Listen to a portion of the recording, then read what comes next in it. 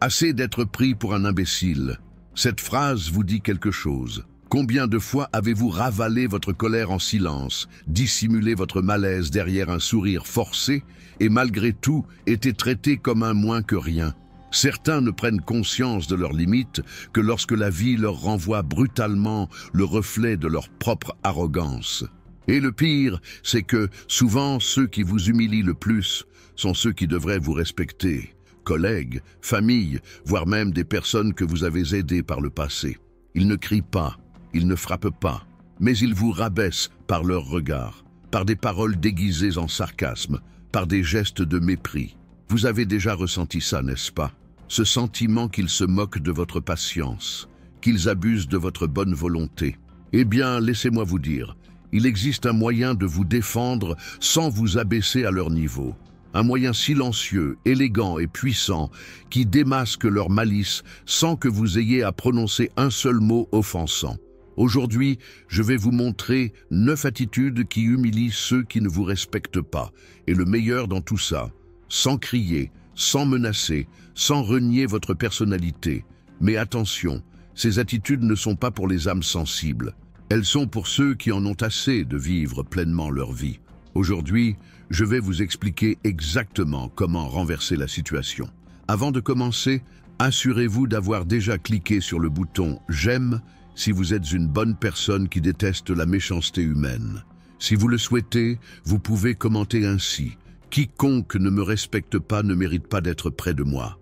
Maintenant, je vous demande de porter une attention particulière à ce compte-rendu, car il vous aidera à mieux comprendre le sujet d'aujourd'hui. Dans la petite ville d'Angers, en pleine campagne française, vivait Claudine Morel, une couturière retraitée de 63 ans, connue pour sa générosité presque naïve. Claudine était de celles qui offraient leur dernier morceau de pain à leurs voisins, qui accueillaient leurs proches dans le besoin, et qui disaient toujours oui, même quand tout en elle criait non. Elle croyait qu'en étant gentille avec les autres, elle recevrait la même chose en retour. Mais le monde ne rend généralement pas la pareille. Au contraire, Claudine avait une sœur cadette, Denise, qui paraissait aimable, charismatique et très attachante aux yeux des autres. Mais en privé, elle était manipulatrice, cruelle et envieuse. Dès son plus jeune âge, Denise n'a jamais accepté que Claudine soit admirée dans le quartier. À la mort de ses parents, Denise a persuadé Claudine de signer des documents qui, à son insu, lui conféraient la pleine propriété de la maison familiale. Claudine, au grand cœur, a accepté en silence. « La famille est plus importante que les biens matériels », disait-elle souvent. Plus tard, Denise a commencé à utiliser le nom de sa sœur pour contracter des prêts, empruntant de l'argent à plusieurs reprises sans jamais le rembourser. Claudine répétait sans cesse « C'est ma sœur, elle va changer ». Mais les années passèrent, et la seule chose qui changea fut la façon dont Denise l'humiliait. Elle se moquait de son apparence, disait qu'elle était naïve de lui faire autant confiance, et lors des réunions de famille, elle racontait des mensonges déguisés en blagues, juste pour embarrasser Claudine. Le point de rupture a été atteint lors d'un dîner de Noël. Claudine avait tout préparé avec soin, le repas, la décoration, même les cadeaux pour ses neveux. Denise est arrivée en retard, sans même dire merci, et devant tout le monde, elle a lâché « Eh bien Claudine, au moins tu es toujours douée pour servir, n'est-ce pas? Parce que tu n'as jamais été douée pour réfléchir. » Rire, silence. Claudine se contenta de sourire, mais à cet instant, quelque chose changea en elle. Elle n'a pas répondu. Elle s'est contentée de regarder. Les jours suivants, elle coupa tout contact. Un silence total. Elle n'appelait pas, ne répondait pas aux messages, n'acceptait aucune invitation. Lorsque Denise alla la chercher, elle ne trouva personne. Claudine avait loué un petit appartement dans un village voisin et recommençait sa vie, loin de sa sœur, de ses proches opportunistes et de ses amitiés toxiques. Elle a commencé à participer à des groupes communautaires, s'est fait de nouveaux amis, a ouvert un atelier pour enseigner la couture à des jeunes défavorisés et a retrouvé confiance en elle. Des mois plus tard, Denise frappa à sa porte, en pleurs. Elle avait perdu son emploi, était poursuivie en justice pour des prêts contractés au nom de sa sœur et tous les amis qui l'entouraient avaient disparu. Claudine la regarda droit dans les yeux et dit simplement « Je ne te hais pas, mais tu n'as plus de place dans ma vie. Denise fut humiliée pour la première fois, non pas en criant, non pas par vengeance, mais par l'élégance de quelqu'un qui a su s'éloigner. Cette histoire se répandit dans toute la ville. Et aujourd'hui, Claudine est admirée non seulement pour sa bonté, mais aussi pour la force tranquille de celle qui a compris que parfois, la plus grande forme de justice est le détachement conscient. Numéro 1. Le silence stratégique. Rien ne blesse plus l'ego de quelqu'un qui vous manque de respect que votre absence de réaction. Les personnes arrogantes exigent des cris, des justifications, des explications ou des défenses. Elles se nourrissent de votre déséquilibre. Mais lorsque vous répondez par le silence, vous réduisez leurs moyens à néant. Le silence est déconcertant. Il oblige l'autre à se confronter à ses propres actes sans votre intervention. Et plus encore, il montre que vous n'êtes plus sur le même plan émotionnel. Vous avez quitté son théâtre pour vivre votre propre histoire. Ne pas répondre à une provocation, ne pas réagir à une critique malveillante, ne pas riposter à l'agression, c'est un coup dur pour l'orgueil des manipulateurs. Ils ne savent pas comment gérer ceux qui ne se plient pas à leurs exigences. Fais du silence un bouclier. Ce n'est pas de la passivité, c'est de l'intelligence émotionnelle. Ceux qui ne te respectent pas méritent le vide de leur propre méchanceté. Et ça, mon ami, ça fait plus mal que n'importe quelle dispute. Numéro 2. Le licenciement sans préavis. Ceux qui vous manquent de respect ne s'attendent jamais à ce que vous partiez, car ils se considèrent indispensables à votre vie. Par conséquent, lorsque vous vous éloignez sans explication, sans dispute, sans vous justifier, vous faites voler en éclats le pouvoir que cette personne pensait exercer sur vous. Le retrait silencieux est une attitude puissante, car il dit tout sans avoir besoin de dire un mot. On disparaît, tout simplement. On ne répond pas, on n'insiste pas, on ne cherche pas à contacter. On laisse l'absence parler pour nous, et elle parle fort. Elle crie, en fait.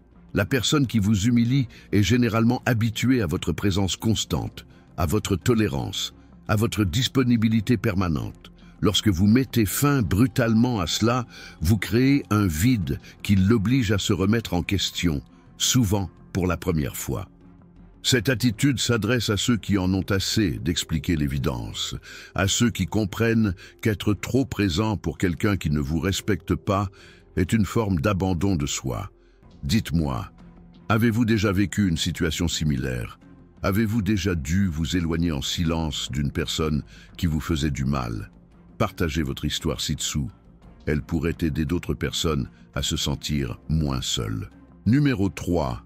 L'indifférence calculée. Rien n'humilie autant une personne arrogante que de réaliser qu'elle ne vous affecte plus. L'indifférence est comme un miroir qui ne reflète plus la vanité d'autrui. Et cela, pour quelqu'un qui vit pour nourrir son ego, est insupportable. Lorsque vous démontrez que vous ne ressentez plus ni colère, ni douleur, et surtout plus rien du tout, vous détruisez l'illusion de contrôle que cette personne exerçait sur vous. L'arrogance se nourrit de vos émotions, qu'il s'agisse d'amour, de haine, de tristesse ou de peur. Mais lorsque vous devenez neutre, froid et stable, la donne change. Traitez-les poliment, mais sans vous impliquer. Répondez uniquement lorsque c'est nécessaire, sans y ajouter d'émotion. Montrez que cette personne n'a plus d'importance émotionnelle pour vous. Cela fait plus mal que n'importe quelle vengeance, car cela prouve qu'elle n'a plus aucun pouvoir sur ta vie. Tu as évolué et elle est restée figée, prisonnière du poison qu'elle a elle-même créé. L'indifférence n'est pas de la cruauté, c'est être juste envers soi-même. C'est savoir que son cœur a un nouveau propriétaire, soi-même. Numéro 4. Le succès silencieux. Rien n'agace plus ceux qui vous ont humilié que de vous voir réussir sans fanfare, sans rien prouver, sans indice, sans avoir besoin de l'approbation de personne. Continuez simplement votre vie, épanouissez-vous, prospérez et ignorez ceux qui ont essayé de vous voir échouer. Ce succès silencieux est d'autant plus douloureux qu'il prouve que toutes les tentatives pour vous abattre ont échoué. Ils s'attendaient à ce que vous échouiez, mais vous avez prospéré, et en silence. Pendant qu'ils sont encore occupés à parler de vous, vous vivez votre vie, et ça fait plus mal que n'importe quelle réponse. Ce n'est pas une vengeance, c'est une évolution. et montrez avec élégance que votre victoire ne dépend pas des applaudissements de ceux qui vous ont méprisé. Numéro 5. L'éclatement des attentes. Les personnes qui vous humilient créent dans leur esprit une version affaiblie de vous-même. Ils pensent que vous céderez toujours, que vous resterez silencieux et que vous accepterez la situation. Mais lorsque vous agissez différemment, l'impact est dévastateur. Dire non sans donner de raison. Disparaître sans prévenir. Ne réagis pas comme avant. Tout cela désarme ceux qui pensaient vous connaître, parce que maintenant, tu es une personne différente, et ils n'y ont plus accès. Ce changement montre que vous vous êtes libéré, et c'est plus humiliant que n'importe quelle confrontation, car ceux qui vous ont traité comme un faible doivent maintenant faire face à votre force. Numéro 6. Le respect que vous inspirez par le silence. Vous n'avez pas crié, vous n'avez pas tapé du poing sur la table. Vous n'aviez pas besoin de vous justifier, mais sa position a changé et cela a suffi à déconcerter beaucoup de gens.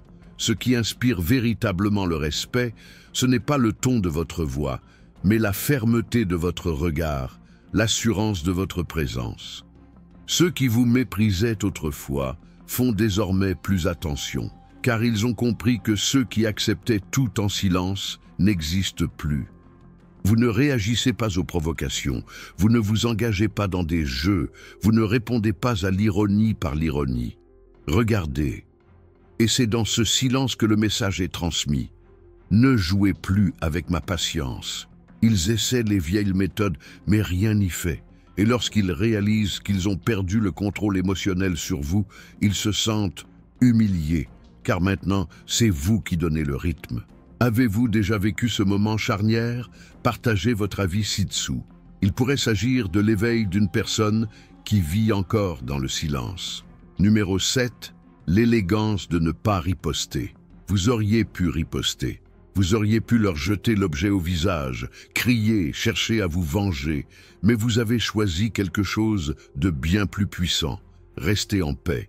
Ceux qui s'attendaient à la voir adopter un comportement déséquilibré furent déçus de constater son calme. Et c'est là que vous humiliez, sans toucher personne.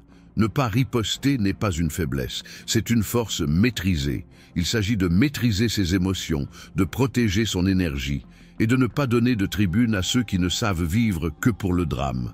On ne se bat pas là où l'on a déjà gagné, et cela déstabilise ceux qui cherchent constamment à vous provoquer. Cette personne s'attendait à un scandale, et elle a obtenu le silence. Je m'attendais à des larmes, mais j'ai vu de l'indifférence. Je m'attendais à des conflits, mais j'y ai trouvé de la maturité. Vous n'avez pas gagné la discussion, vous avez surmonté le besoin de discuter. Et ce genre d'attitude, silencieuse et élégante, détruit l'ego de quiconque pensait encore avoir un quelconque pouvoir sur vous. Numéro 8. L'absence qui pèse lourd. Quand on disparaît et qu'on laisse le silence derrière soi, la douleur est plus vive. Ceux qui vous ont manqué de respect se sont habitués à votre présence constante, pensant que vous ne partiriez jamais. Mais lorsqu'on décide de partir sans prévenir, sans drame, juste partir, le vide qui subsiste devient une punition. L'absence est un fardeau immense, car elle met à nu tout ce que la personne a perdu. Sans tambour ni trompette, vous devenez un souvenir, et un souvenir empreint de culpabilité. Cette personne arrogante qui se moquait de votre patience vous regrette maintenant, même si elle ne l'admettra jamais. Tu es devenu une absence porteuse de sens.